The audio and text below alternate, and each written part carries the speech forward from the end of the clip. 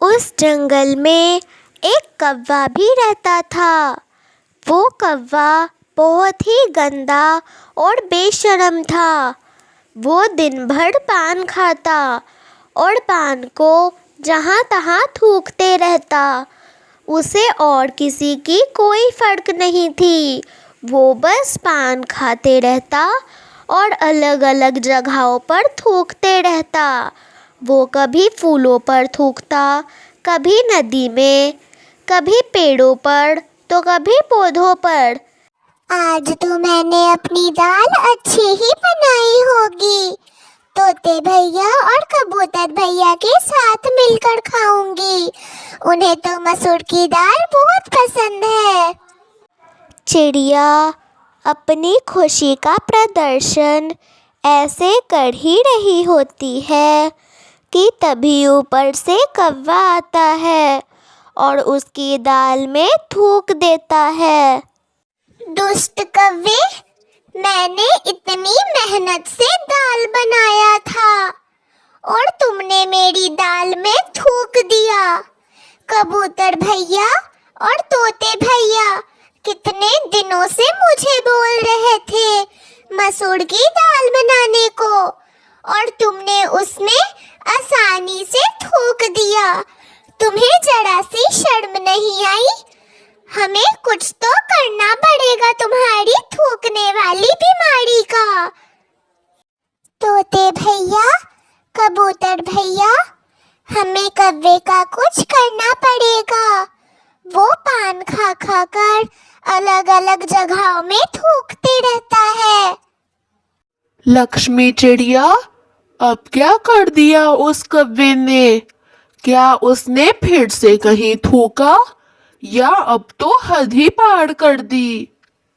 अब तो हद ही कर दिया उसने तोते भैया। मैं मसूर की दाल बना रही थी आप लोगों के लिए कि तभी वो आता है और मेरी दाल में पान वाला थूक करके चला जाता है। चिड़िया, कुछ नहीं हो सकता इस कौवे का। चलो हम चलकर इसे समझाते हैं।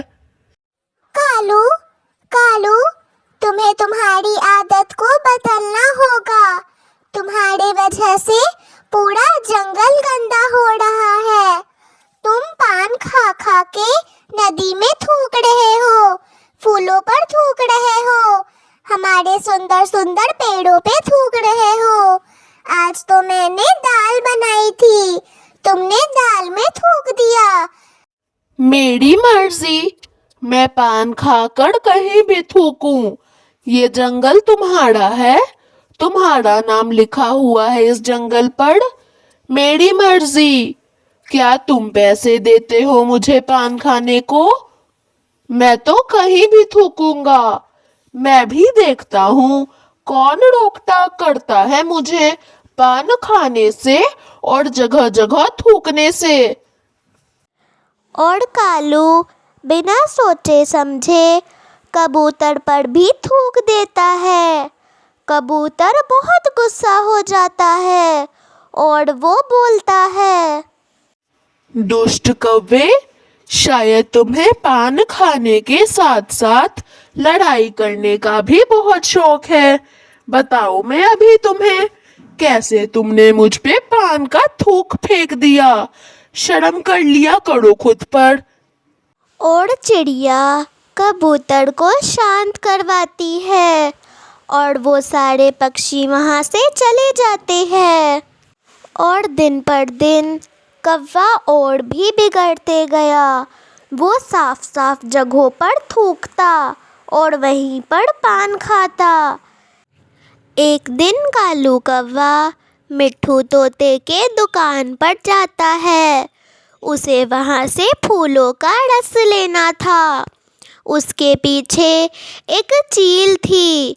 कालू कौवे को पता नहीं था कि उसके पीछे एक चील खड़ी है। वो बिना देखे उस पर थूक देता है।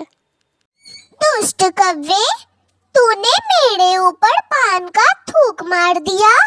शर्म नहीं आती तुझे एक चील पर थूकते हुए? और तेरे अंदर इतनी बहादुरी कहाँ से आ गई जो तूने मेरे ऊपर थूक दिया? अब मैं बताती हूँ तुझे, शायद तूने मुझे देखा नहीं है। और फिर चील कौवे को मारना शुरू कर देती है और कौवा चील को कहता है,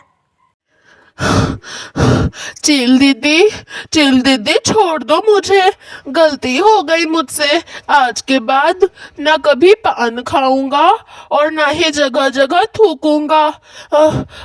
माफ कर दो मुझे, मेरा पंख बहुत उखड़ा है चील दीदी। आज के बाद मैं कभी भी पान नहीं खाऊंगा। मेरी बाप की तौबा, आज के बाद मैं कभी भी नहीं खाऊंगा पान। छोड़ दो चील दीदी। तभी वहाँ पर लक्ष्मी चिड़िया आती है और ये सब देखकर चील को बोलती है, चील दीदी छोड़ दो आप इसे, आज इसे इसकी गलती का पता चल गया। कौवे, आज के बाद कभी भी पान मत खाना और ना ही कहीं पर थूकना, क्योंकि हर पक्षी कबूतर की तरह नहीं होता। किसी किसी रास्ते पर तुम्हें चील भी मिल जाएंगे। और फिर चील कौवे को छोड़ देती है और कौवे को अपनी गलती का एहसास हो जाता है।